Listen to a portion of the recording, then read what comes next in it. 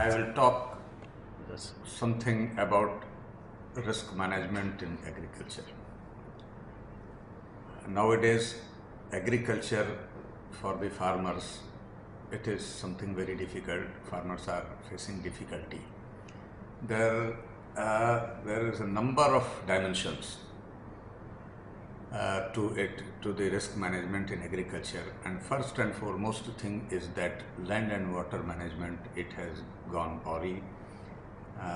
Our precious water which is falling on the land, it is wasted, and along with it, that water is taking topsoil into the rivers also. So capacity of the rivers is also going down, and every year we face a situation like floods everywhere almost, and very frequently.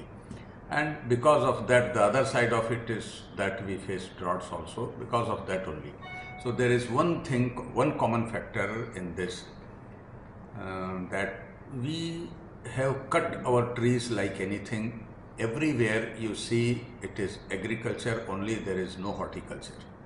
So that is the horticulture and forestry also, I'll say. That is why what has happened, the roots of the trees which were holding the soil, topsoil, now it has been let loose, and whatever rain falls on the earth, it just washes away the topsoil. So that is the main problem with the agriculture, and very frequently either we face the situation of plenty of water, or we face the situation of scarcity of water. So what we can do for planting of trees, because agriculture, risk management in agriculture, I told that it has to start with land and water management, and the first tool for that is planting trees. It is very important that we plant wherever it is possible. The land which is not under agriculture, it should be planted with trees.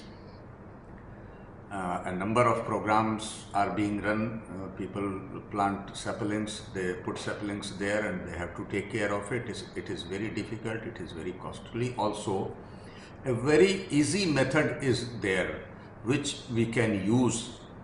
We can collect the seeds of the fruits. For example, during the mango season, people eat mango and they throw away the seeds, and that seed goes waste.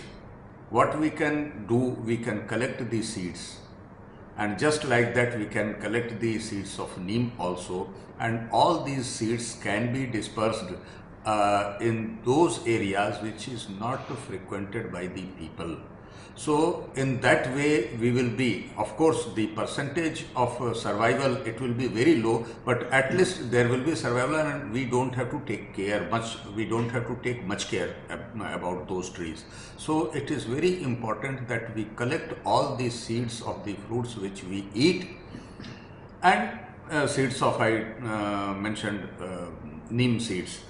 We should collect it, and wherever possible, and everybody should be voluntarily involved in it, and it is not a very long drawn process. If we start doing this, we start practicing this, it will take 6 to 7 years to for trees to come up, and fairly large number of trees will come up on the earth. And what will happen, these fruit trees, they will provide fruits to the farmers in the times of scarcity of water or in the times of natural calamity, because plants are the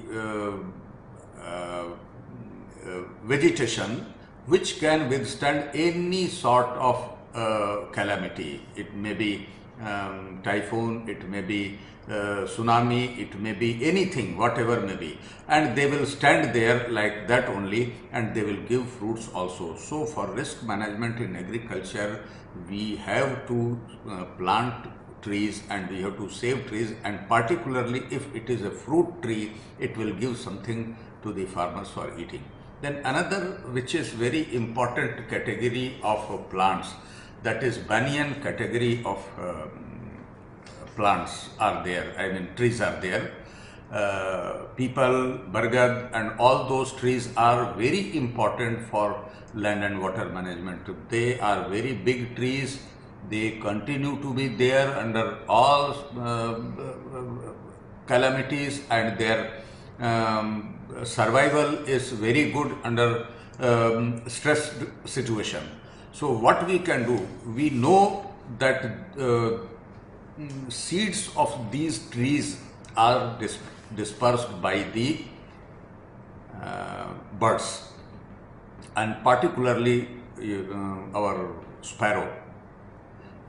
It is very important that we should save, we should provide habitation to the birds also in our ecosystem, so that birds are there and they eat the fruits of banyan trees, people and bargad and all those trees, and then when they excrete at different places, the trees, such type of trees, they come up in very safe locations, and people, because of so many religious belief also, they don't want to uproot these trees. So we will have to provide some support for creating habitation for the sparrow and other birds.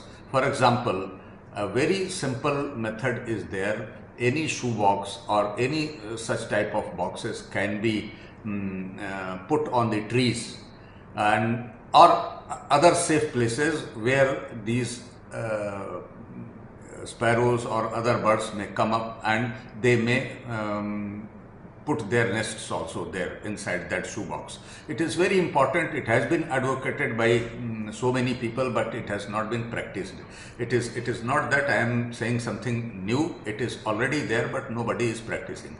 So one thing which I told, that we should be involved in dispersal of the seeds, and another thing is that very important component of our ecosystem, that is birds, we should save or we should provide habitation to the birds for dispersal of the seeds of the trees.